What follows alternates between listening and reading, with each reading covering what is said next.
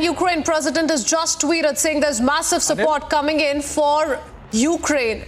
President Zelensky says, and I quote, "I'm getting support calls, spoke with the president of Switzerland and prime minister of Greece.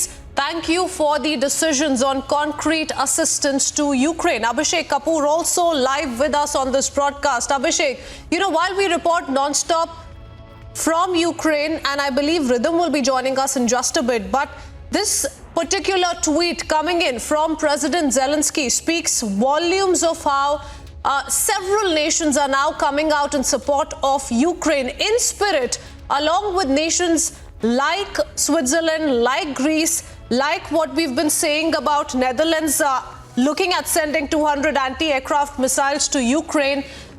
United States, the NATO and European Union have time and again, every few hours, given out statements, strong messages to Russia. But in letter, if we do see anything concrete on ground is something that we are looking for. Is there going to be a retaliation from any of these global powers? That remains to be seen. For the moment, though, President Zelensky thanking the support that is coming in from several countries. He says he spoke with the president of Switzerland and the prime minister of Greece and further thanks them for decisions on concrete assistance to Ukraine. Remember, several nations have already announced sanctions on Russia.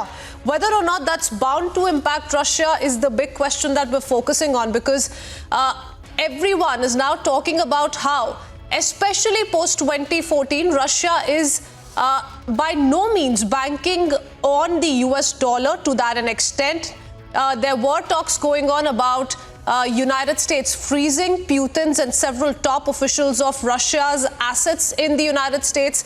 Little seems to be left on that front as well, because Putin has perhaps learned his lessons post the annexation of Crimea in 2014, and now there is little impact that can be felt on ground as well as far as the global sanctions are concerned. United States, European Union, several other nations now announcing sanctions on Russia, but no impact on ground can be felt so far.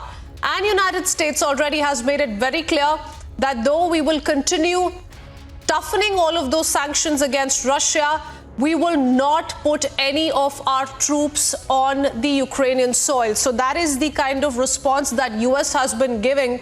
China, for example, on the other hand, has been giving open support to Russia, and big questions being asked of what kind of a diplomacy is going on that particular front as well. For the moment, Ukrainian president giving out this message to some of the countries extending support to Ukraine.